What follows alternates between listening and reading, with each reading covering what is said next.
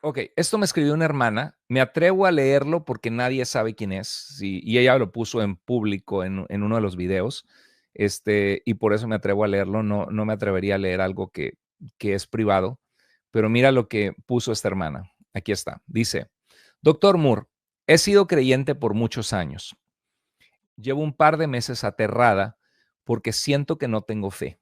Entré en un ciclo obsesivo de pensamientos sobre el infierno que no puedo entender el amor de Dios, siendo que las personas van a ser atormentadas por la eternidad.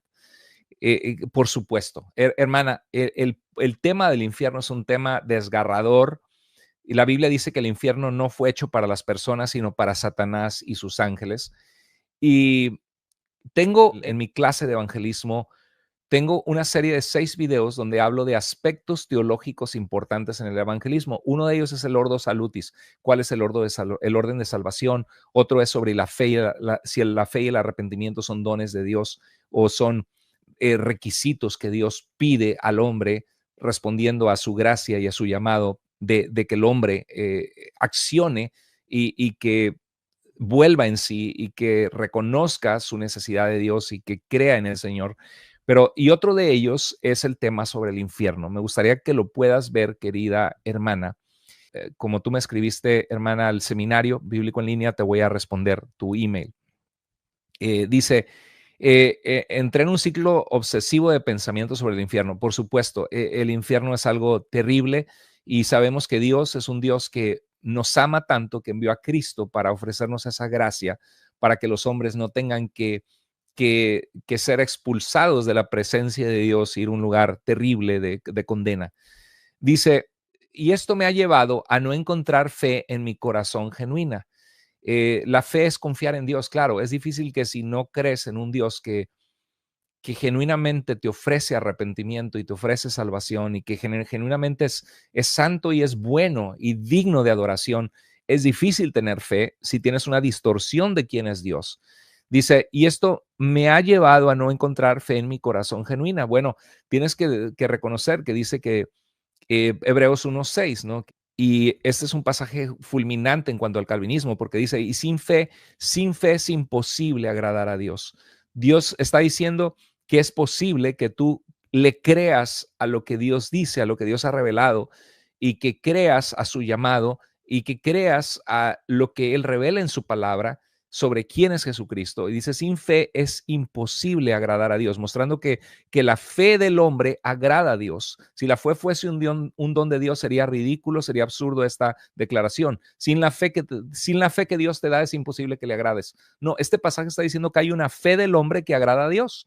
Y eso es lo que dice. Sin fe es imposible agradar a Dios. Y el autor de Hebreos está diciendo, tengan fe, no pierdan, por eso no perdáis pues vuestra confianza. La fe es confiar en Dios, que tiene grande galardón. Dios recompensa y tiene un galardón esa fe, porque Dios pide esa fe. Es que tiene grande galardón porque es necesaria la paciencia para que habiendo hecho la voluntad de Dios obtengáis la promesa. Pero aquí dice, sin fe es imposible agradar a Dios porque es necesario que el que se acerca a Dios crea que Él existe y que recompensa a los que le buscan. Entonces, es importante de tu parte, querida hermana, cuando dice, esto me ha llevado a no encontrar fe en mi corazón genuina. Por más que lo intento, solo veo exclusión para mí. La pregunta es, ¿por qué te sientes excluida? Cuando Dios no te ha excluido, dice la Biblia que esta es una palabra fiel y digna de ser recibida por todos, que Cristo Jesús vino al mundo a buscar a los pecadores. Y dice mi hermana en Cristo, leer la palabra de Dios me genera rechazo y terror. Y dirían los calvinistas, esto muestra que no ha nacido de nuevo. No sé cuál es el proceso que mi hermana ha pasado, no sé si realmente no ha nacido de nuevo y ha tenido conceptos solamente intelectuales o mentales. Claro que es una de las posibilidades, pero por tomar el tiempo de escribirme esto, muestro que es una persona que está buscando de Dios y está buscando respuestas. Dice, muy probablemente sí entregó su vida a Cristo y está pasando un momento ahorita de confusión. Dice, y al mismo tiempo deseo ser salva y no puedo concebir un mundo o una vida sin Dios. Eso a mí me suena un fruto de una persona que ha nacido de nuevo. Porque si no puedes, si anhelas ser salva, ¿te acuerdas el hombre que dijo, Señor, creo, ayuda a mi incredulidad? ¿Qué debo hacer para ser salvo? Cree en el Señor Jesucristo y serás salvo tú y tu casa. Confía en el Señor y en lo que ha hecho por ti. Dice, al mismo tiempo, deseo ser salva y no puedo concebir un mundo o una vida sin Dios. Ahora, como cristianos, nosotros no estamos divagando en, ¿será que soy salvo o no soy salvo? Tenemos que entender que así como nacimos una vez físicamente y celebramos a muchos el cumpleaños, hay una fecha que tú naciste de nuevo en Cristo, que reconociste tu pecado, entregaste tu corazón al Señor y el Señor te limpió, te recibió como hija, mas a todos los que le recibieron, a los que creen en su nombre, les da el poder de ser hechos hijos de Dios. Dice, no puedo concebir mi vida sin Dios. Por eso vivo en un tormento desde hace meses que me ha bloqueado totalmente. Lo siento, hermana. He tenido mucha influencia calvinista cerca de mí y por eso trato de ver sus videos para aferrarme a que Dios puede salvarme, pero nada me da paz. Si pudiera orar por mí y decirme algo, se lo agradecería mucho. Muchas gracias. Dígame si no parte el corazón escuchar esto. Ya salió el peine, decimos en México, es una expresión de decir, ya salió la raíz del problema. He tenido mucha influencia calvinista cerca de mí, porque en el calvinismo Dios escoge a unos y a otros no. Y Dios predestina desde antes de la fundación del mundo, algunos a la gloria y el resto pasa por alto. Y el verdadero calvinismo los predestina desde antes de nacer a la muerte porque no quiso escogerlos Dios desde antes de que hicieran algo bueno o malo, los condenó. Ese es el verdadero calvinismo. Es una postura errada. Y todavía escucho de gente que dice, estoy pensando el calvinismo para ver cómo puedo aceptarlo, caer en él o aceptarlo. Hay una confusión terrible, aún entre gente que estudia teología. Ese es un tema que yo ya he visto. Como la palma de mi mano conozco este tema, que es un tema clarísimo, que la forma en que el calvinismo interpreta los textos bíblicos no pasa la prueba de sus contextos. Hablan mucho de exégesis y de estudios teológicos, pero citan más las confesiones de fe reformadas, las frases de Calvino, de Edwards, de R.C. Sproul, que realmente tomar un texto bíblico y ver lo que el texto realmente dice. Efesios 2:1, y Él nos dio vida cuando estábamos muertos en delitos y pecados. Ahí dice, éramos cadáveres. No, ahí no dice que éramos cadáveres. Tú estás especulando y dando saltos, imaginándote lo que el texto dice cuando el texto no lo dice explícitamente. Y el texto sí dice que nos selló con el Espíritu Santo y cuando oímos el mensaje de nuestra salvación y lo creímos. Habiendo creído, fuimos sellados. Y Efesios 2:8 dice que por gracia somos salvos por medio de la fe. Un cadáver no puede tener fe si lo interpretas como cadáver. Cuando la Biblia dice muertos, es que estábamos separados de Dios y de la vida que le ofrece porque todavía no éramos salvos. La palabra estar muertos nunca en la Biblia significa incapacidad absoluta como un muerto literal cadáver de poder responder a la gracia de Dios, porque es Dios con su gracia quien nos está alcanzando con el mensaje de esperanza del evangelio, llamándote a creer. El calvinismo atropella los contextos de una forma absurda y ridícula que parecen niños chiquitos. Y yo escucho a gente que tiene un doctorado interpretando los textos de una manera tan absurda y atropellando el contexto bíblico. Y por supuesto que yo no soy infalible, pero no necesito un PhD o una super confirmación para saber que 2 más 2 son 4 y para saber que si Dios dice que Él quiere que todos los hombres sean salvos y vengan al pleno conocimiento de la verdad, Dios está diciendo lo que está diciendo, que Él quiere que todos los hombres sean salvos. Y cuando dice Jesús, ¿cuántas veces quise juntarte y tú no quisiste? Pero ustedes no quieren venir a mí para tener esa vida, que es muy claro que el deseo de Dios es que el evangelio sea proclamado y alcance a las personas y que las personas pueden responder o resistir su gracia, y es algo clarísimo. Y es por eso que toda la iglesia primitiva en sus primeros 4 siglos creía esto que yo les estoy diciendo. No puedes imaginarte en tu mente que nadie en 4 siglos de cristianismo, herederos de la fe de los apóstoles, a nadie se le ocurrió ni uno solo de los 5 puntos del calvinismo. ¿No te pones a pensar que es una postura errada que tergiversa el carácter de nuestro Dios, que hace a Dios el culpable de que la gente no quiera responder porque no puede responder y Dios no les quiere dar la fe?